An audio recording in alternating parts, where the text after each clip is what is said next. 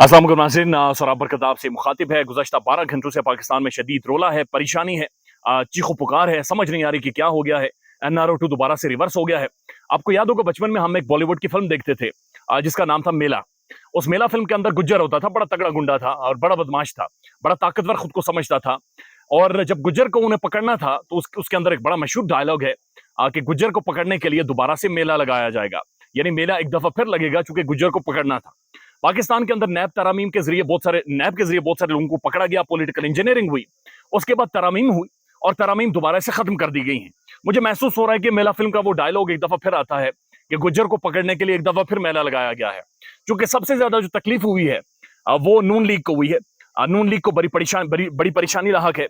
और साथ साथ ये खबरें भी आ रही है कि नवाज शरीफ साहब ने बहुत सारे लोगों को टेलीफोन किया है, बड़ी अहम तरीन शख्सियात को, और टेलीफोन करके उन्होंने पूछा कि जनाब ये मुहाजरा क्या है, ये किया क्या जा रहा है और प्लानिंग क्या है, मंसूबा क्या है, गेम क्या डालने वाले हैं और मेरे साथ कहानी है क्या करने वाले हैं। 21 अक्टूबर को उन्होंने पाकिस्तान वापस आना है, लेकिन उनके हवाले से ये भी खबरें हैं कि इस वक्त ये भी सोचो विचार जारी है कि कौन सी नई बीमारी हो उसे दोबारा से लॉन्च किया जाए और मियां साहब का ट्रीटमेंट हो, दोबारा से कम फेस सेविंग किसी तरह से दी जाए। बहुत सारे नून लीग के जो बहुत सारे बड़े बड़े स्पोर्टर्स हैं जिन्होंने नए कपड़े सिलवाए हुए थे, नए ब्रांड्स डिजाइन के कपड़े बनवाए हुए थे कि मियां साहब पाकिस्तान आएंगे, नए नारे याद किए गए थे, गले में एक बाकायदा से घी और शहद डाला गया था ताकि गला बड़ा हो, और जिगे नारे, मियां दे नारे, फलाने ढिमकान, मुल्क भर में रोला भरपा कर दिया जाए। लेकिन वो अब ये सोच रहे हैं कि कौन सी नई बीमारी दोबारा से लॉन्च की जाए और किस तरह से सारे मामलात को समेटा जाए। क्योंकि बात बड़ी क्लियर है कि मेला एक दफा फिर दोबारा से लगा है और गुज्जर भी सबको याद होगा कि उसके साथ दोबारा मेला लगा था तो क्या हुआ था और मामलात किस तरह से चलाए गए थे। लेवल प्लेइंग फील्ड की पाकिस्तान में बहुत ज्यादा बातें होती रही हैं, तो क्या ये लेवल प्लेइंग फील्ड है कि जहां पर कोई भी आजाद नहीं है, यानी पूरा ग्राउंड तमाम तर खिलाड़ियों को ग्राउंड से फारिग कर दिया। इमरान खान जेल के अंदर मौजूद है और तमाम तर पॉलिटिकल पार्टीज जिनके केसेस थे उनके एसेट्स आने वाले टाइम में फ्रीज कर दिए जाएंगे और 7 दिनों के अंदर उनके केसेस वहीं से दोबारा से शुरू होंगे जहां से खत्म किए गए थे। तो लेवल प्लेइंग फील्ड का यह तस्वुर कि जहां पर कोई भी ना खेले, यानी पिच इस तरह से पट दो कि जहां पर कोई हो ही ना, तो क्या ये लेवल प्लेइंग फील्ड है? तलत हुसैन साहब का एक ट्वीट है, और तलत हुसैन साहब बड़ी अहम शख्सियत है पाकिस्तान की और खासतौर पर इस वक्त बहुत ज्यादा अहम शख्सियत है। ना सिर्फ साफी हैं बल्कि बहुत सारे अहम कॉरिडोर्स में इनकी बातें इन तक पहुंचाई जाती हैं और खबरें ये अक्सर देते रहते हैं। उस हवाले से इनका ट्वीट है और ये लिखते हैं कि जिन लोगों का ख्याल है कि जस्टिस बंदयाल ने खुद से ही नैब तरामीम को फारिग कर दिया है तो वो बहुत भोले हैं। यानी इनका ये कहना है कि नैब तरामीम को खत्म किया जो जस्टिस बंदयाल ने, बहुत सारे लोग ये समझते हैं कि उन्होंने खुद से किया तो वो बहुत ज्यादा भोले हैं, यानी नादान है। ये फैसला बराह रास्त आइंदा इंतखाबात के मुतालिक है। अब ये फैसला किसने किया है? वो कह रहे हैं कि फैसला बराह रास्त आइंदा इंतखाबात के मुतालिक है।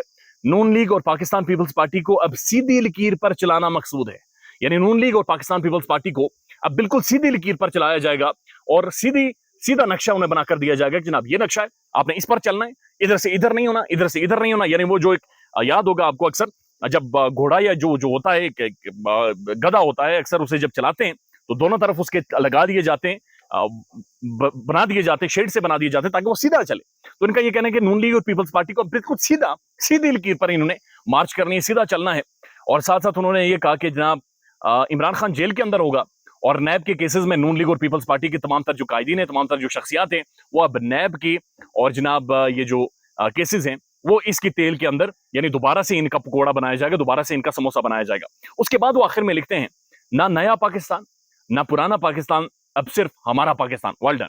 अब ये हमारा पाकिस्तान का जो जो एक नया कंसेप्ट है, नया स्लोगन है, नई एक इस्तिलाह है, ये जो मुतारिफ हुई है, ये आपको पता है किसने मुतारिफ करवाई है? ये आपको पता है कौन मुतारिफ करवाने वाला है और इसके पीछे मुतारिफ करवाने वाले भी कौन है और इसके पीछे सोच क्या है? तो बात बड़ी वाज़ेह है जनाब कि जो लेवल प्लेइंग फील्ड थी, जिसके बारे में जो सोचा जा रहा था, ये 13 जमातों ने जो कुछ मुल्क में किया था, खान के साथ जो कुछ किया है, अब ऐसा महसूस हो रहा है कि वो सब इमरान खान के पास वापस जाएंगे और एक नई जिद्दोजहद शुरू करेंगे।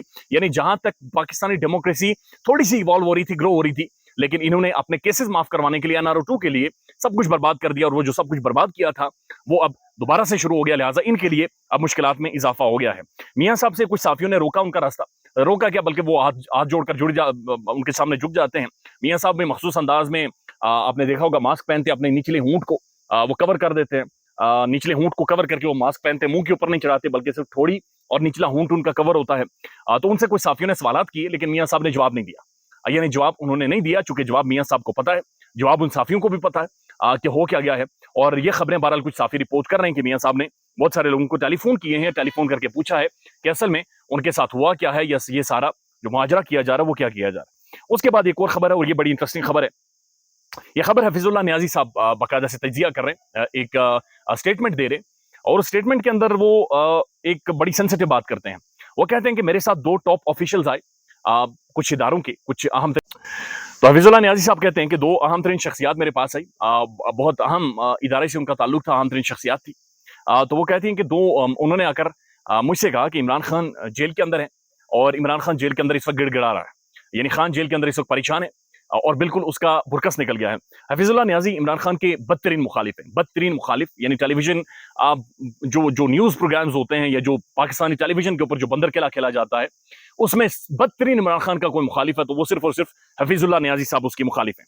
तो वो कहते हैं, हफीजुल्लाह नियाजी साहब कहते हैं कि जनाब मुझे 2 शख्सियात ने बताया कि इमरान खान जेल के अंदर गिड़गिड़ा रहा है, और इमरान खान बड़ा सहमा हुआ है, और बहुत ज्यादा इमरान खान के लिए मुश्किलात हैं। तो वो कहते हैं कि मैंने उनसे कहा कि जनाब ये बात मेरी समझ से नहीं है, समझ से तो बाहर है कि इमरान खान जेल के अंदर है, और जेल के अंदर इमरान खान गिड़गिड़ा रहा है, या लिहाजा ये मेरी समझ में तो बात नहीं आती।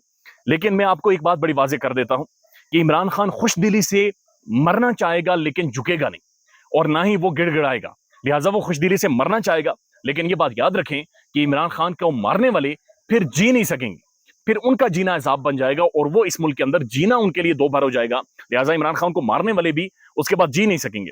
उसके बाद जो उन्होंने बात की है वो और ज्यादा खौफनाक है। वो कहते हैं कि जनाब बात बड़ी क्लियर है कि इमरान खान या तो गिड़गिड़ाए, और गिड़गिड़ाएगा वो नहीं, इनके सामने झुक जाए या माफी मांग ले, वो तो माफी नहीं मांगेगा।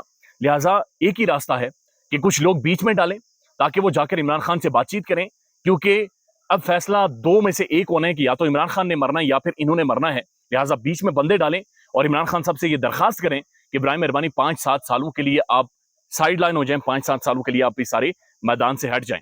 तो ये किस हद तक इमरान खान को काबिल कबूल होगा, लेकिन ये अगेन वेरी सेंसिटिव नोयत की खबर है। ये तजिया है कि हालात उस हद तक जा सकते हैं कि जहां पर चीजें इतनी ज्यादा खराब हो जाएं कि डिसाइड करना पड़े कि या तो आप रहेंगे या तो फिर इमरान खान रहेगा। यानी ये लेवल प्लेइंग फील्ड है कि जहां पर नून लीग, शहबाज शरीफ, मौलाना फजलुर रहमान, इन सब ने मिलकर एक हुकूमत गिराई, लेकिन हुकूमत गिराने के बाद वो मामलात को इस लेवल पर लेकर आ गए, उस स्टेज पर लेकर आ गए हैं कि जहां पर आपने ये डिसाइड करना है कि सर्वाइव कौन करेगा, सर्वाइवल किसका होगा जंग में। इस जंग के अंदर मरेंगे तो सभी, लेकिन इस जंग के अंदर बचेगा कौन। और ये जो सींग है ये फंसे हुए हैं, और ये सींग किसी ना किसी के टूटेंगे। लिहाजा जो नैब के कवानीन के अंदर भी तरामीमें कर दी हैं, अब बात बड़ी वाज़ेह हो गई है, मैसेज बड़ा क्लियर हो गया है कि अब ना सिर्फ इमरान खान बल्कि बाकियों के साथ भी अब डिसाइड होना है किस तरह से मामलात को तय किया जाएगा। लिहाजा आने वाली इतलात ये भी हैं कि पाकिस्तान पीपुल्स पार्टी, नून लीग और मौलाना फजलुर रहमान और मुख्तलिफ ब्यूरोक्रेट्स और पाकिस्तान की अहम तरीन शख्सियात को दोबारा से गिरफ्तार किया जाएगा। और साथ साथ ये भी है कि उनके जो एसेट्स हैं, जो एहसासे हैं, जिनको डी फ्रीज करवाकर डार साहब पाकिस्तान आए थे, और डार साहब ने सबसे पहले अपने करोड़ों और अरबों रुपए की जो पैसा उन्होंने मारा हुआ था, उस पैसे को उन्होंने डी फ्रीज करवाया था, दोबारा से वो पैसा इस्तेमाल करना शुरू कर दिया था। तो अब खबरें ये आ रही हैं कि जनाब वो सारा जो एसेट्स है, जो सारे पैसे हैं, रेवेन्यू है, उसे दोबारा से फ्रीज कर दिया जाएगा। और ये जो मामला थे ये और ज्यादा आने वाले टाइम में खौफनाक हद तक खराब होते जाएंगे। ख्याल रखिएगा अपना, अपडेट करते रहेंगे। अल्लाह हाफिज।